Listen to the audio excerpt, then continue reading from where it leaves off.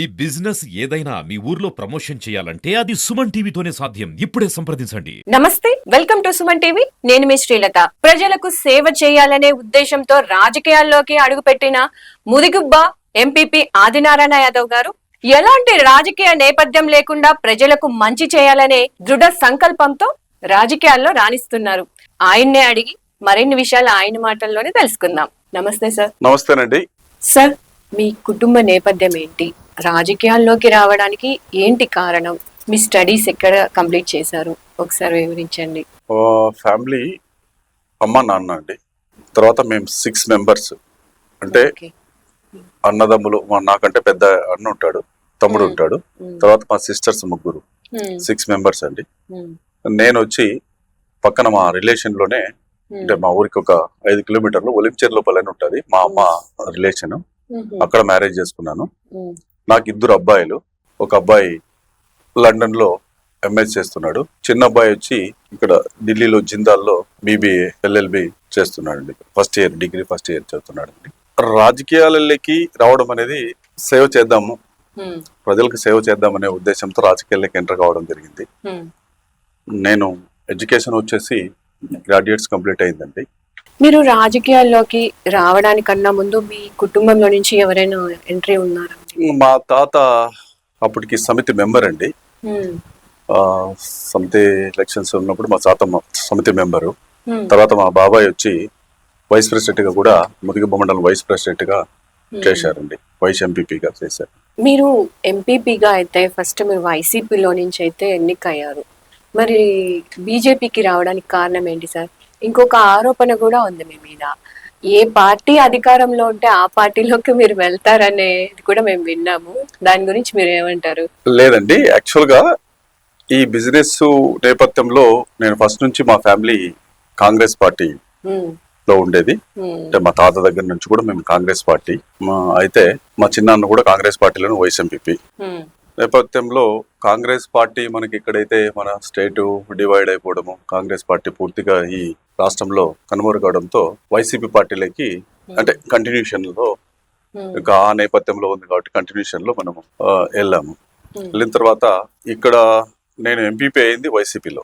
అది వైసీపీలో ఎంపీపీ అయినప్పుడు నాకు వచ్చిన సమస్యలు, అంటే నేను ప్రజలకు నేనైతే ఏ దృఢత్వంతో నేను రాజకీయాలకు వచ్చే ప్రజలకు సేవ చేయాలనుకున్నాను. అక్కడ కొన్ని సవాళ్ళు ఎదురు కావడం జరిగింది నాకు. నేనేందంటే డెవలప్ వైపు నేను ఉండాలని, కొంత డెవలప్ జరిగితే నాకు పేరు వస్తుందని, కొంత ఇలా కొన్ని విధాలుగా అడ్డంకులు తగిలినాయి. అడ్డంకులు తగిలినా కూడా నేనైతే అలానే ముందరికి నాకున్న దీంట్లో మండల స్థాయి దీంట్లో నాకున్న దీంట్లో చాలా గ్రామాలకు వాటర్ కూడా ఇవ్వడం జరిగింది. కొన్ని రోడ్లు లేని దానికి రోడ్లు కూడా వేయడం జరిగింది కొన్ని విలేజెస్ కి. అయితే ఈ కొన్ని దీంట్లో భాగంగానే నాకు అక్కడ వైసీపీలో కొన్ని సవాళ్ళు ఎదురైనాయి. సరే, నడుచుకుంటా వెళ్ళడం జరిగింది. బీజేపీలోకి ఎందుకు మారడం అనేది అంటే, ఒక జాతీయ పార్టీ బాగుంటది. తర్వాత దట్టు సత్యకుమార్ గారు అయితే, సత్యకుమార్ యాదవ్ గారు ధర్మవరం కాన్స్టిట్యున్సీ డెవలప్మెంట్ బాగా జరుగుతుంది. దాంట్లో భాగంగా నేను ఇంకా ప్రజలకు మెరుగైన సేవ చేసుకోగలుగుతాను అని నేను రాజకీయ పార్టీ మారడం జరిగింది. పల్లె రఘునాథ్ రెడ్డి గారికి మీకు మధ్య ఏంటి సార్ వివాదం? అసలు ఎందుకు మీ ఇద్దరి మధ్య ఆరోపణలు జరుగుతున్నాయి? పల్లె రఘునాథ్ రెడ్డి నేను ఒక కియా దగ్గర 2014 లో నా ఏదైతే వ్యాపార నిమిత్తం నేను ఉండే దీంట్లో 2014 లో నేను గ్లోబల్ హార్టికల్చర్ ప్రైవేట్ లిమిటెడ్ అనే ఒక కంపెనీతో నేను ల్యాండ్ తీసుకోవడం జరిగిందండి. తీసుకుంటే ఈయన 2016 లో ఈయన ఐటీ మినిస్టర్. 2016 లో ఆ ల్యాండ్ ఆ కియా చుట్టుపక్కల కియా అనౌన్స్ అవుతుందని తెలుసుకొని ఆయన ఎవరు ఉన్నాయి ల్యాండ్స్ అని తెలుసుకొని నా దగ్గరికి రావడం జరిగింది. ఆయన అప్పుడు వచ్చి నాకు మాయమాటలు చెప్పడము, తర్వాత ఇవన్నీ ఎక్స్ప్లెయిన్ చేయడము, దీంట్లో భాగంగా నాలో భాగస్వామిడిగా 2016 లో కావడం జరిగింది. అయిన తర్వాత 2016 లో అయ్యేటప్పుడు చాలా బాగున్నాడు ఆయన. తర్వాత ఇంకా కంపెనీలో ఈ గ్లోబల్ హార్టికల్చర్ దాంట్లో డైరెక్టర్ గా ఒక 4 మెంబర్స్, పల్లె రఘునాథ్ రెడ్డి, నేను, తర్వాత విష్ణువర్ధన్ రెడ్డి, ఇంకా ఒక అరుణ అని చెప్పేసి నలుగురు డైరెక్టర్స్ కలిసి ఆ ల్యాండ్ ని టేక్ ఓవర్ చేసుకోవడం జరిగింది. చేసుకున్న తర్వాత అంతవరకు ల్యాండ్ ఇష్యూ లేదు. 2018 వరకు కూడా. మళ్ళీ తర్వాత వీళ్ళు ఏం చేశారు, 2018 లో ఈ పల్లె రఘునాథ్ రెడ్డి, విష్ణువర్ధన్ రెడ్డి వీళ్ళలో ఆ షేర్స్ ఉండబడిన దాంట్లో వాళ్ళు కొద్దిగా భాగం అమ్ముకోవడం జరిగింది.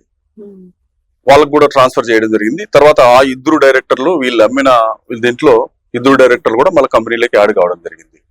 జరిగిన తర్వాత మేమందరం కూర్చొని ఒక డిస్కస్ చేసి ఒక రెజల్యూషన్ రాసుకొని ఆ రెజల్యూషన్ ప్రకారం భాగాలు డివైడ్ చేసుకొని రిజిస్ట్రేషన్ చేసుకున్నాం. అంతవరకు బాగానే ఉంది.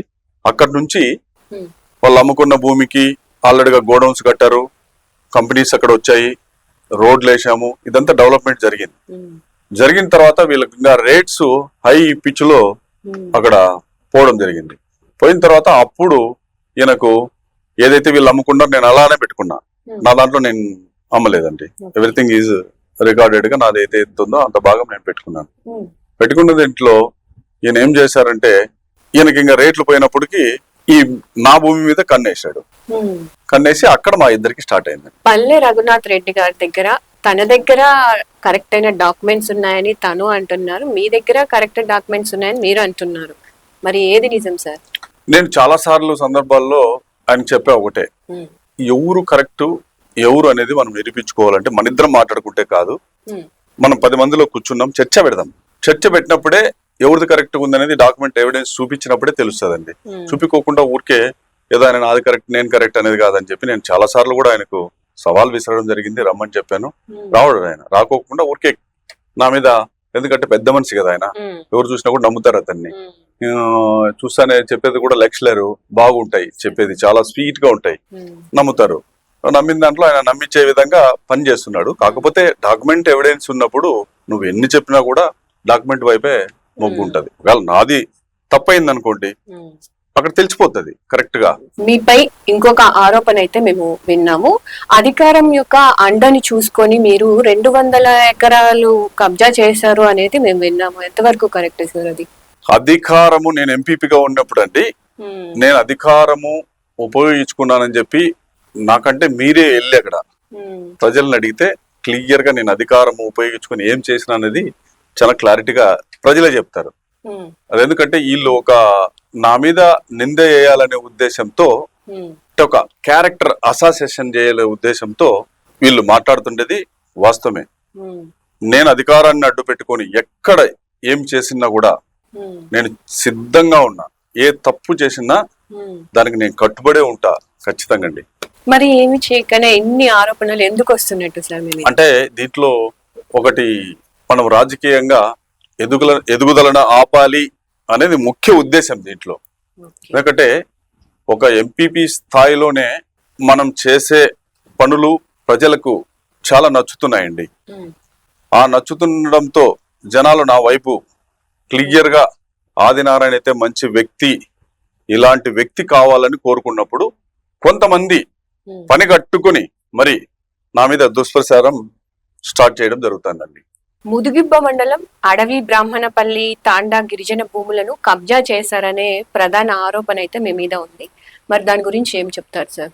నేను రాజకీయాలలోకి రానప్పుడు అక్కడ భూమి మా అమ్మగారిది రామరెడ్డిపల్లి పుట్టిల్లు, మా అత్తది దొరిగిల్లు. యాక్చువల్ గా ఈ అడవి బ్రాహ్మణపల్లి అనేది దొరిగిల్లు గ్రామ పొలంలో ఆ విలేజ్ కూడా ఉంటదండి. అంటే మన రెవెన్యూ గ్రామాలు తీసుకుంటే రెవెన్యూ గ్రామాలలో అడవి బ్రాహ్మణపల్లి కూడా రెవెన్యూ గ్రామం దొరిగిల కింద వస్తుంది. అయితే నేను రాజకీయాలు రాకముందే అక్కడ వాస్తవంగా ఉండేది మా అమ్మగారి పేరుతో 5 ఎకరాల 23 సెంట్లు, మా అత్తగారి పేరుతో 4 ఎకరాల 57 సెంట్లు. అంటే మా అత్తది దొరిగిల్లే కాబట్టి అక్కడ వాళ్ళు సాగు చేసుకుంటా అంటే 20 ఏళ్ల కిందట అసైన్మెంట్ కమిటీలో అవి పట్టాలు ఇవ్వడం జరిగింది. అంత తప్ప నాకు అక్కడ భూమి లేదు. నేను చాలా సార్లు అభియోగం చేసినప్పుడు ఊరికే మాటలొద్దు, అక్కడికి వచ్చి నిరూపించండి అని చెప్పి చెప్పడం జరిగింది అందరికీ. నేను సిపిఐ రామకృష్ణ గారు అక్కడికి రావడం జరిగింది. అది ఎట్లా రావడం జరిగిందంటే, ఈ పల్లె రఘునాథ్ రెడ్డి ఏదైతే క్యారెక్టర్ అసాసినేషన్ చేయాలి, రాజకీయంగా ఎదగకూడదనే ఉద్దేశంతో రామకృష్ణ గారికి నిజంగానే మరి అది నిజాలు తెలిసినాయో లేదో కానీ అక్కడికి వచ్చినాడు. వచ్చినప్పుడు నేను రామకృష్ణ గారిని కూడా నేను అడిగా ఒకటే, అన్న మీరు వచ్చి పోయేది కాదు, నేను కూడా వస్తా అక్కడికి. ఎక్కడైతే మీరు 250 ఎకరాలు నా మీద అభియోగం చేస్తున్నారో ఆ 200 ఎకరాలు చూపియండి, మనం మీ సమక్షంలోనే గిరిజనులకు పంచుతాం, మంచి పేరు వస్తుంది మీకని నేను చెప్పడం జరిగింది. దాంట్లో భాగంగానే వీళ్ళు దాని మీద కంప్లైంట్లు ఇవ్వడం జరిగింది. నాకు ఇస్తే పల్లె రఘునాథ్ రెడ్డి గారు కూడా ఊరికి ఇట్లా పేపర్ చూపించేసి ఫస్ట్ 200 నుంచి మళ్ళీ 75 ఎకరాలకు వచ్చాడు. మొన్న ప్రెస్ మీట్ పెట్టినప్పుడు 75 ఎకరాలకు వచ్చాడు. 75 ఎకరాలు కాదు, నేను ఆయన క్లియర్ గా ఇక్కడ మీరు చూసినట్టయితే ఎంఆర్ఓ గారు పోలీస్ స్టేషన్ నుంచి ఎంఆర్ఓ గారికి తహసీల్దార్ గారికి ఇవ్వడం జరిగింది. నా పేరుతో ఎక్కడెక్కడ భూములు ఉన్నాయో ఇవ్వండి అని చెప్తే క్లియర్ గా మీరు చూసినట్టయితే ఎంఆర్ఓ గారు అన్ని ఇస్తూ ఇక్కడ చూడండి ఒకటి ఇచ్చాడు. ఇది మీరే చదివితేనే బాగుంటదేమో. మా సర్నేమ్ తో, అంటే ఆ దుర్గిల్లి విలేజ్ లో గొడ్డుమరి సర్నేమ్ తో చాలా మంది ఉన్నారు అక్కడ. ఆ సర్నేమ్ సర్వే నెంబర్లన్నీ వేసి నా మీద, అంటే నాకంతా ల్యాండ్స్ ఉన్నాయని చెప్పేసి చూపించగలిగారు. ఎంఆర్ఓ గారు క్లియర్ గా కూడా చెప్పారు. చూడండి పోలీస్ స్టేషన్ వాళ్ళు అడిగితే లెటర్ రూపంలో ఇచ్చారండి. ఏమి ఇచ్చారండి? మీకున్న ఈ భూమిని వాళ్ళు సంబంధం లేదన్నట్టుగా రాసిచ్చారు. చూడండి ఇది యాక్చువల్ గా క్లియర్ గా కూడా ఏమని ఇచ్చారు, Goddumari to the Webland patta as, అంటే వీళ్ళు వెబ్లాండ్ లో నా పేరు లెక్కించుకున్నామని చెప్పారు. Surname, the surname entered as Goddumari to the Webland, pattadars as above mutationed, but there is no any land related involvement with Goddumarri Adinarayana Yadav to the above subject lands. Clear గా ఇచ్చారండి. ఇది దీన్ని ఇంకా వాళ్ళు ఏ విధంగా నా మీద చేస్తారు ఊరికే, అంటే ఏదో ఒకటి బురద చల్లాలి, రాజకీయంగా బడుగు బలహీన వర్గాలు పైకి రాకూడదనే ఉద్దేశంతో పల్లె రఘునాథ్ రెడ్డి చేసే ఇవన్నీ డ్రామాలు. అదే పల్లె రఘునాథ్ రెడ్డి గారికి ముదిగుబ్బలో కాలేజ్ ఉందండి, బాలాజీ ఎడ్యుకేషన్ సొసైటీ తరఫున కాలేజ్ ఉంది. అయితే ఆయన ఏం చేశాడంటే 824 సర్వే నెంబర్ 4 months బ్యాక్ ప్రభుత్వ భూమి, అది ప్రభుత్వ భూమి అనే దాన్ని ఇప్పుడు చూస్తే 2 months బ్యాక్ దాన్ని బాలాజీ ఎడ్యుకేషన్ సొసైటీ పేరుతో ఉందని చెప్పేసి ఈ సర్వే నెంబర్ అంటే ఇది 824 B2B. యాక్చువల్ గా ఈ 4 months బ్యాక్ ఇదే ప్రభుత్వ భూమి అని ఉంది. ప్రభుత్వ భూమిని ఇక్కడ చూడండి, బాలాజీ ఎడ్యుకేషన్ సొసైటీ అనంతపురం, ఈ సర్వే నెంబర్ వచ్చి ఇక్కడ Palle Raghunath Reddy correspondent and secretary, ఇది సర్వే నెంబర్ 824 B2B. ఇది ముదిగుబ్బంలో ఉండేది. యాక్చువల్ గా ఈ బాలాజీ ఎడ్యుకేషన్ సొసైటీ అనేది ప్యూర్ ఎడ్యుకేషన్ సంస్థ. ఇది దీన్ని అమ్మేశాడు. చూడండి ఎప్పుడు అమ్మింది, ఇక్కడ డేట్ చూసినట్టయితే 24వ సంవత్సరము డిసెంబర్ 2లో సేల్ చేశాడు. ఇది సేల్ చేసుక ముందు ప్రభుత్వ భూమి, ఇది ప్రభుత్వ భూమిని సేల్ చేసేసాడు. అది మా మండలిలోకి వచ్చి నా మీద మాత్రం గిరిజనుల భూములు తీసుకున్నానని చెప్పేసి ఇతనంతకి ఇతనే మొత్తం అంత టీం రెడీ చేసి పంపించేసాడు. దీని మీద కూడా మాట్లాడాలి. అది ఎవరు మాట్లాడేటప్పుడు ఈ ప్రభుత్వ భూమిని ఎలా ఇతను సాధ్యపడింది, అందులో ప్రైమ్ ల్యాండ్ ముదిగుబ్బలో కస్తూర్బాయ్ స్కూల్ దగ్గర ఇది ఇప్పుడు సెంటు 10 లక్షలతో అమ్ముతున్నారండి. మెయిన్ కు 10 లక్షలు, వెనక పక్క 4-5 లక్షలతో అమ్ముతున్నారు. ఇది ఎలా రియల్ ఎస్టేట్ చేసి ఇతను అమ్మడము, రియల్ ఎస్టేట్ ఎలా అవుతుంది ఇది దానికి కూడా ఆయన సమాధానం చెప్పాల్సి ఉంటుంది కదండి. మన మీద ఆరోపణలు చేసినప్పుడు నిన్న మాట్లాడాడు ప్రెస్ మీట్ లో, గిరిజన భూములు అని చెప్పి ఇలా చూపించేశారు పేపర్. దానికే నేను ఇందాక చెప్పాను, నా మీద ఆరోపణ లేదు, అది క్లియర్ గా నా సర్నేమ్ తో ఉండే వాళ్ళ పేరుతో అని చెప్పి ఎంఆర్ఓ గారు ఇచ్చారు. నేను క్లియర్ గా ఒప్పుకున్నా, ఏదైతే మా అమ్మగారు మా అత్తగారి పేర్లతో ఇంతకుముందు అసైన్మెంట్ కమిటీలు ఇవ్వడం జరిగింది అని చెప్పేసి దాని ఎవిడెన్స్ కూడా వీళ్ళు ఇచ్చే కంప్లైంట్ కు మేమంతా కలెక్టర్ గారికి ఆర్డీఓ గారికి కూడా సబ్మిట్ చేసినాం. ఆరోపణలు అంటే రాజకీయంగా ఒక వ్యక్తి ఎదగకూడదనే ఉద్దేశంతోనే ఇవన్నీ లేనిపోయిన ఆరోపణలు, అంటే ఎంపీపీ స్థాయిలోనే ఇతన్ని ఇక్కడే రాజకీయాల నుంచి తప్పుకుండే విధంగా చేయాలి అనే ఉద్దేశంతోనే ఈ రఘునాథ రెడ్డి కొంతమందితో కలిసి చేస్తున్న నాటకం ఇది. ఈ భూముల విషయంలో మీరే రఘునాథ్ రెడ్డి గారి దగ్గరికి వెళ్ళారా, ఆయన మీ దగ్గరకు వచ్చారా? 2014 లో ఇందాక చెప్పానండి, 2014 లో నేను భూమి ల్యాండ్ పర్చేజ్ చేశానండి. గ్లోబల్ హార్టికల్చర్ ప్రైవేట్ లిమిటెడ్ అని చెప్పి పంజాబ్ వాళ్ళు రైతుల దగ్గర నుంచి పూలప్ చేసుకున్న ల్యాండ్ నేను కొన్న తర్వాత అతనికి ఐటీ మినిస్టర్ అప్పుడు, ఆయన ఐటీ మినిస్టర్ అయినప్పుడు కియా కంపెనీ వస్తుందని ఆయనకి అందరికి ముందే తెలుసు. ఆయనే కాబట్టి దానికి సంబంధించిన మినిస్టర్ కాబట్టి ఆయనకి తెలిసిన తర్వాత అక్కడ భూమి నాది, నేను ఈయన ఏం చేశాడు, పంజాబ్ వాళ్ళ దగ్గరికి వెళ్తే లేదు మేము అక్కడ ఆదినారాయణ ఆయనకి అమ్మేశామని చెప్పి వాళ్ళు చెప్పడం జరిగింది. చెప్పిన తర్వాత ఇతను డైరెక్ట్ గా నా దగ్గర రావడం జరిగింది. డైరెక్ట్ గా వచ్చి ఇట్లా నేను మీకు ల్యాండ్ ఉంది కదా అక్కడ అని చెప్పి, ఇంకా అప్పుడు చెప్పడం అంటే ఓ రేంజ్ లో చెప్పాడు. అప్పుడు ఇంకా నీకు కియా కంపెనీ కాదు, కియా కంటే ఈ ల్యాండ్ భూములు అన్ని కంపెనీలు వస్తాయి ఇక్కడ, అన్ని తెప్పిస్తా, నేను ఐటీ మినిస్టర్ అని చెప్పి విపరీతమైన మాయమాటలు చెప్పి నా దగ్గరికి ఆయనే రావడం జరిగింది. నేను వెళ్ళలేదండి, మీకు ఎవిడెన్స్ చూపిస్తాను కావాలంటే చూడండి. 2014 లో నేను ల్యాండ్ కొన్నట్లు అగ్రిమెంట్ ఉంది. ఆయన 2016 లో ఎంటర్ అయ్యాడు, నాకు భాగస్వామిగా చేరడం జరిగింది. ఆయన రివర్స్ లో చెప్తాడు, ఆయన ఏదో నాకే సహాయం చేసినట్టు, నన్నే ఆయన సాకుతాన్నట్లు, నన్ను పోషిస్తాన్నట్లు, ఆయన లేకపోతే నేను అసలు పూర్తిగా సమాజంలో పనికిరాను అన్నట్లు అతను అట్లా చెప్తాడండి. అయితే ఆయన యొక్క ముఖ్య ఉద్దేశము భూములు అంటారు. ఆయన ముఖ్య ఉద్దేశంతో ఆ భూముల కోసమే నా దగ్గరికి రావడం జరిగింది. నా దగ్గరికి క్లియర్ గా ఆయన నాకేమి ఇంత ముందు నేను ఆయన కాలేజీలో చదివిన కాదు, అతను శిష్యుని కాదు, అతను నాకు పరిచయం కూడా లేదు. నాదే నా వ్యాపారము, నా స్టైల్, నా ఇదిలో నేను ఉన్నాను. ఆయన రాజకీయాలు, ఎడ్యుకేషన్ ఆయన ఉన్నాడు. నాకు ఆయనకి ఎక్కడ పరిచయం లేదు. అంతవరకు ఎవరో అంటే రఘునాథ్ రెడ్డి అప్పుడు సమాజంలో ఈ బాలాజీ ఎడ్యుకేషన్ సొసైటీ కాలేజీలు ఉన్నాయి. తర్వాత ఆయన పొలిటికల్ లీడరు, మినిస్టర్ అనేది తెలుసు అంతే మనకి. ఆయనతో ఇప్పుడు నాకు ఇంతకుముందు పరిచయం కూడా లేదు. ఆ భూముల కోసం అని చెప్పి నా దగ్గరికి ఆయనే రావడం జరిగింది. నేను వెళ్ళలేదు. అది ఆయన అట్లా చెప్పుకుంటాడు, అట్లా అంతే, నేను వెళ్ళినానని. మేము ఇంకొక విషయం కూడా విన్నాం సార్, ఒక వ్యక్తి కియా ఫ్యాక్టరీ దగ్గర వాళ్ళ భూములు ఉన్నాయనేసి వాళ్ళపై మీరు దాడి చేశారు అనేది కూడా మేము విన్నాము. ఎంతవరకు కరెక్ట్ సార్ అది? ఇవన్నీ కూడా ఈ రఘునాథ్ రెడ్డి వేసే మొత్తం ఈ నాటకాలలో అది ఒక నాటకం. అసలు రఘునాథ్ రెడ్డి అక్కడ ఒక గ్యాంగ్ ను పెట్టాడండి. మా ల్యాండ్లోకి పోవాలంటే ఆ గ్యాంగ్ అంతా మొత్తం వచ్చేస్తుంది. వచ్చేసి ఎట్లుంటుందంటే వాళ్ళంతా మేము ఆడ అస్సలు ఒకసారి మా పిల్లలు అదేదో కాంపౌండ్ వాల్ కడుతున్నారని చెప్పేసి వెళ్ళారు. అక్కడికి వెళ్తే మా బండిలో రాడ్లు పెట్టించి వాళ్ళంతా పాప మా వాళ్ళు పెట్టింది 4.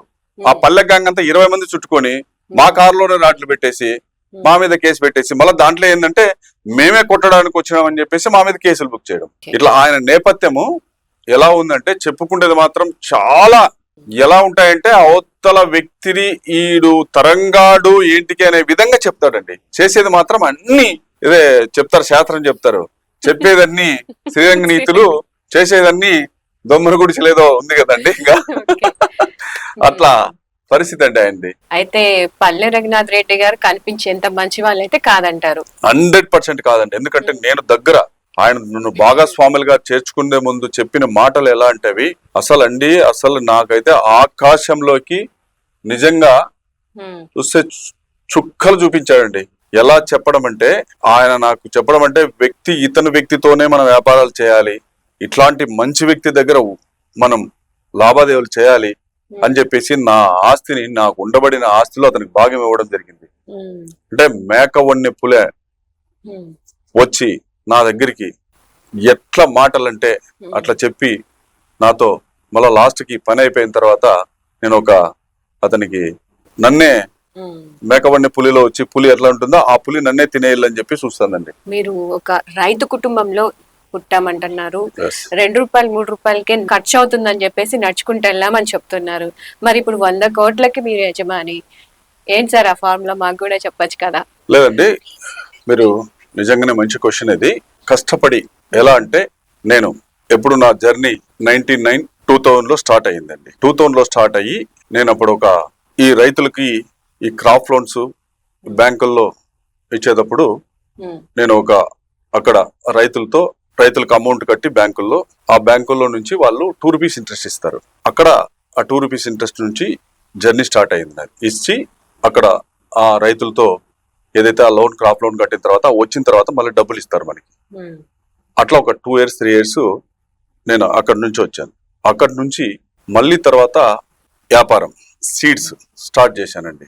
సీడ్స్ వ్యాపారంతో నేను మహారాష్ట్ర, తమిళనాడు, ఒరిస్సా, కర్ణాటక ఈ రాష్ట్రాలకన్నిటి కూడా గవర్నమెంట్కి సప్లై చేసేవాడిని నేను సీడ్స్.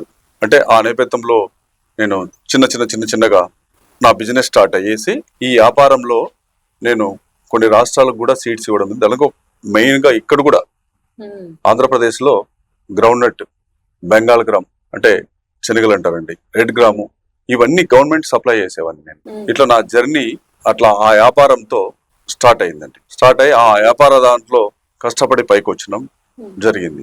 జరుగుతానే ఆ డబ్బుల్ని నేను వచ్చిన డబ్బుల్ని రియల్ ఎస్టేట్ లో పెట్టుకోవడం జరిగింది. ఆ రియల్ ఎస్టేట్ లో నేను కొన్న డబ్బులు ఆ రోజు నేను 100 రూపాయలు కొంటే ఈరోజు 1000 రూపాయలు అయింది.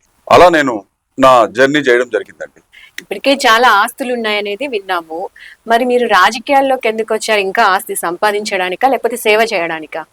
లేదండి, 100% రాజకీయాలకి నేను వచ్చింది ప్యూర్ గా సేవ చేద్దామనే సంకల్పంతోనే రావడం జరిగింది. ఇప్పటి వరకు నేను ఎవ్వరి దగ్గర రాజకీయాలలో ఎక్కడ 10 రూపాయలు నేను దౌర్జన్యం చేసి కానీ లేదా వేరే వాళ్ళని పీడించి లాక్కోవడం కానీ చేయలేదండి. నాకు ఉన్నబడి దాంట్లోనే నేను ఖర్చు పెట్టుకుంటా. ఒక దేవాలయాలకైతేనేమి, విలేజ్లో ఎవరైనా బాగలేకపోయినా కూడా కొద్దిగా అంటే నా చేతనైన సహాయం చేస్తూ నేను సేవ చేసుకోవాలనే ఉద్దేశంతో సేవ చేస్తున్నాను. ఇది ఇప్పుడు వరకు కూడా చేసుకుంటూ పోతానని చెప్పేసి రాజకీయాలలో నేను ఎక్కడ దీంట్లో డబ్బులు సంపాదాలనే ఉద్దేశంతో అయితే రాజకీయాలకి ఎంటర్ కాలేదండి. అయితే ఎటువంటి కబ్జాలు లేకుండానే మీరు లేదండి, ఎక్కడైనా సరే వాళ్ళు కబ్జా చేసిన నిరూపిస్తే నేను ఈ రోజు ఎక్కడైనా సరే నేను వేరే వాళ్ళ భూములు బలవంతంగా లాక్కుండానని వీళ్ళు ఏదైతే అంటున్నారు కదా, ఊరికే క్యారెక్టర్ అసాసిన్ చేసేసి మొదలు పెట్టారు కదా, అంటే దానికి ఎక్కడ నిరూపించినా కూడా నేను దేనికైనా సిద్ధంగా ఉంటాను. ఆయన మాట్లాడి నేను తప్పించుకునే వ్యక్తిని కాదు. నేను రఘునాథ్ రెడ్డికి ఒక్కటే చెప్పానండి, మీరు చర్చకు సిద్ధమా అని చెప్పాను నేను. ఆయన నిజంగా చర్చకి సిద్ధమైతే రమ్మనండి, నేను నిరూపించడానికి సిద్ధంగా ఉన్నా. ఈ మధ్య కాలంలో ప్రెస్ మీట్లలో విన్నాం సార్, అసలు నా గురించి మాట్లాడే అర్హత లేదన్నట్టు, నీకంత స్థాయి లేదన్నట్టుగా ఆయన మాట్లాడారు.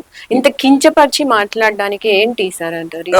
అంటే ప్రెస్ మీట్లలో అంటే ఆయన మాట్లాడే స్థాయి నాది కాదు అన్నాడు. ప్రెస్ మీట్లలో ఆయన ఏమన్నాడంటే, నేను ఇన్ని రోజులు ఓపిక పట్టా, ఎందుకంటే నా స్థాయి కాదు అతనిది అని చెప్పి అతను అన్నాడు. అంటే స్థాయి కానప్పుడు పల్లె రఘునాథ్ రెడ్డి నువ్వు గుర్తుపెట్టుకో ఒకటి, నువ్వు నాతో 2016లో నా దగ్గరికి వచ్చి నాకు భాగస్వాములుగా ఎందుకు చేరావు? అప్పుడు గుర్తు రాలేదా నా స్థాయి?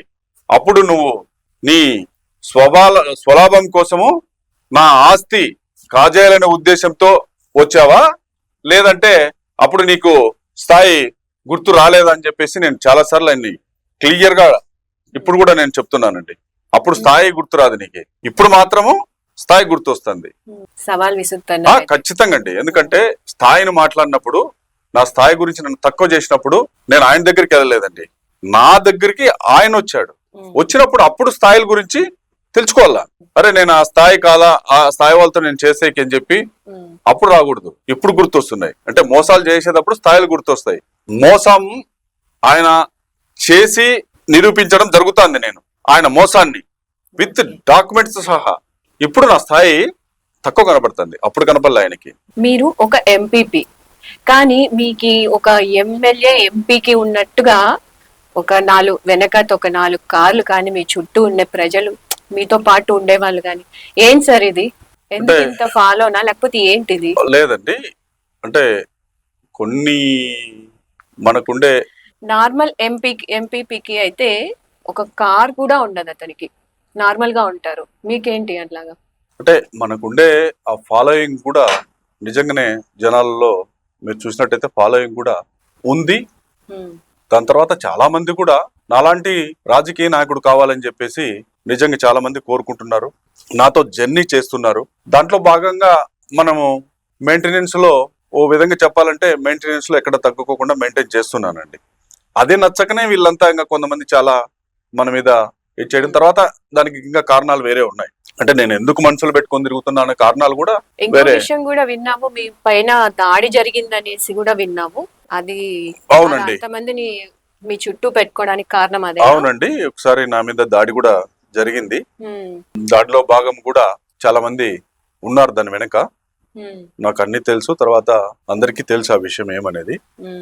అంటే ఏదో విధంగా రాజకీయంగా ఎదిగినప్పుడు మనల్ని ఒకవైపు నుంచి రాలేదండి వాళ్ళు, ఒకవైపు నుంచి కాకుండా అన్ని వైపులా ఒక క్యారెక్టర్ అసాసిన్ చేయడం ఒకటి, తర్వాత ఇంకా అటాక్లు చేయడం ఒకటి, తర్వాత ఏదైతే మనం చేయని తప్పులన్నీ మన మీద నిందె మోపడం ఒకటి, ఏదో విధంగా జనాలలో మనల్ని చులకనగా చూడాలి, ఈ వ్యక్తి ఆదినారాయణ వ్యక్తిని ప్రజల్లో చులకనగా చూడాలి అనే ఉద్దేశంతోనే ఇవన్నీ నా మీద అటాక్ అయితేనేమి, తర్వాత ఈ ఏదైతే వీళ్ళంతా కలిసి నా మీద లేనిపోని ఆరోపణలు అబండాలేసి, అంటే అది ఎట్లుంటుందంటే అండి, మనము ఇంట్లో ఒక కుక్కను చాక్కుంటున్నాం, కుక్కను చాకేటప్పుడు ఎవరైనా కొట్టారనుకోండి, కుక్కను ఏం రా తెలివి లేదా ఎందుకు కొడతాను అని చెప్పి అరుస్తారు, ఎందుకంటే అది మనం సాకున్న కుక్క కాబట్టి. అదే నీకు ఒక పిచ్చి కుక్క అయింది అనుకోండి, పిచ్చి కుక్క ఏం రా ఏరా కొట్టు దాన్ని సంపు అంటారు.